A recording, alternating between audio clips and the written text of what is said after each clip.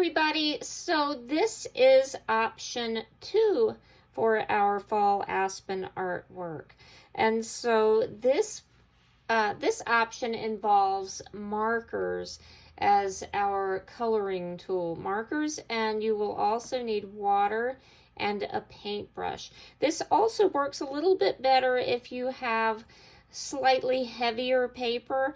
Copy paper can work, but it's going to be a little bit thin, and you might have some leaking through. So in whatever kind of paper you're using, you are going to want to protect your surface. So I have old newspaper here I'm going to put underneath, and I probably should have it going out a little bit further, but I'm going to try to be really careful when I use my water. And so for this one, I'm going to lay this one aside. You're going to also, I'm not sure if you watched option 1 or not, but you're going to also need 2 papers. And so this is going to be my background paper. So for this one, you can see I kind of have a bluish kind of a background here. For this one, I'm going to try to do more of maybe like a red-orange kind of sunsetty kind of background for this one, just to show you a different option. So what I'm going to do, and these are water-based markers, just plain old Crayola. If they're washable, that will work. If they're the normal water-based, that will work. Permanent markers do not work for this. So if you have fancy permanent markers, you want to save those for something else and just only use water-based for this. And so what I'm going to do to start, I'm just kind of sketching in a little bit of some edges really with the marker. And so I'm not trying to really do anything super neat. And this is going to form a little bit of a frame around your artwork too. So just a little color here. Maybe I'll get a little bit heavier with the orange towards the bottom here.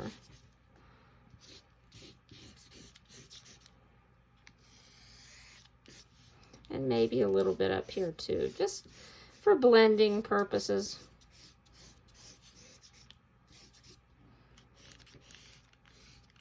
You can blend more than 2 colors. You just don't want to, you don't want to go too crazy with making a lot of different colors. You don't want to, for instance, blend something like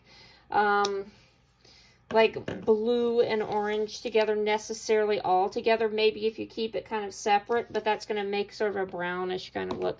So I have clean water here. I'm going to choose this brush. It's a little fluffier. If you just have one brush that came with your maybe a watercolor set you have or something, that will work too. But what I'm going to do is just start brushing over the color, and because it's water-based, it's going to kind of re-liquefy that color. And I'm keeping a really nice wet brush. Again, it's a great idea to make sure you're protecting your surface that you're working on. You don't want to get this all over the place. And so just kind of really nice, smooth, horizontal, kind of back and forth strokes with your brush. I'm thinking kind of it might look nice if I had a little yellow down here. I might do that really quick. So you can see you can make some changes as you're going. If you catch it, you don't want to let the part of it really get totally dry, or it's going to be kind of you'll be able to see a lot of marks the way it's dried. Let's see how that turns out. Why not give it a shot? So I'm going to still kind of continue this kind of back and forth, trying to blend it softly. Don't worry, if your edges really bother you, if you don't like the way that looks, when it looks a little bit more like a stripe around, you could trim that little bit off if you really don't like that after it's dry. Don't trim it while it's wet. I kind of don't mind that look. Let's see if my yellow blends in a little bit, just to give a little more of a golden appearance down here.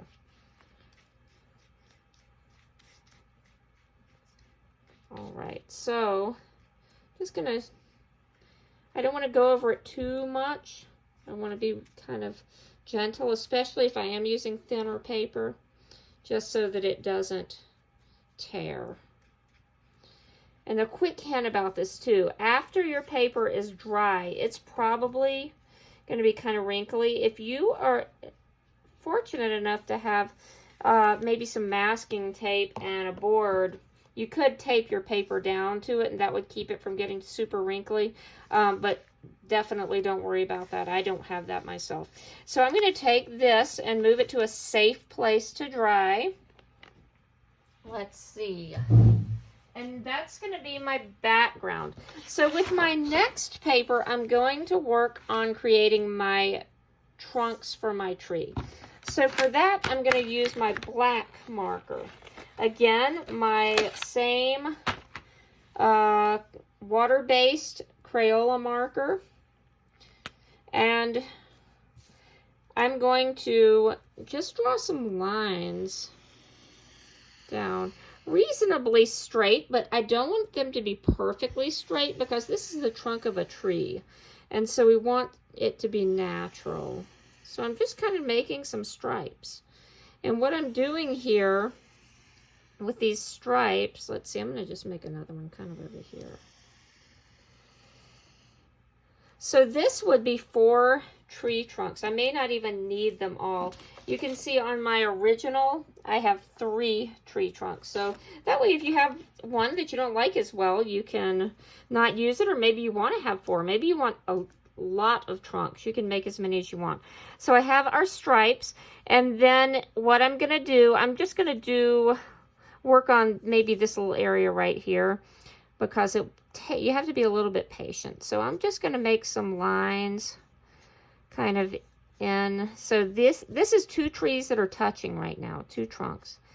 So, and I don't want to be make a pattern or anything. I want it to be kind of as random as possible and kind of just some curved lines. If you think about when we looked at the aspen trunks in my yard, they had that whitish look. So, and then the darker areas, there are kind of lines around it that make our aspen trees so unique.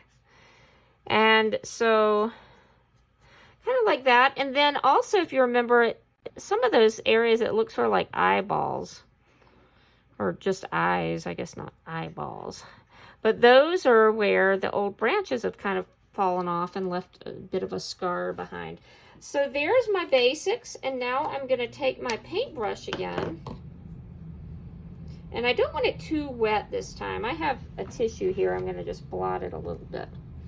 And so I'm going to kind of go in and soften this a little bit. I'm just kind of dabbing at it from the center. And a black marker tends to have a bluish appearance when it's wet. That's okay. We're not going to worry about it having that bluish appearance. I think it still looks pretty good. So I'm just kind of going back and forth like this. And the same thing over here, even though this is just space, just so it has that sort of shaded kind of appearance. I don't want to scrub the whole thing in because I don't want to just a blue-gray trunk. I want to leave some white, but I'm just kind of going in like that. And so I would do that all along both of these, or all of these, I guess I should say. And so kind of maybe go in a little bit. But I would do that to all of my trunks. And then I would also put this aside to dry. One thing you're going to notice I totally forgot to do was put a newspaper under this paper. Fortunately, I have a board under here to protect, but don't forget to protect whatever surface that you're working on. So we're going to pretend like I have all of these trunks blended in. Remember, you know, you're kind of sharing a line with 2, so that one got kind of wet. I didn't blot my brush, but you're going to keep on doing that for all of your trunks. Put this aside to dry as well. That's where we stop on day 1. So don't worry about trying to figure out how to put this all together yet. If you get done early and you have some free time, you can work on a drawing of your choice or explore the virtual classroom. I will see you later, guys. Have a great day.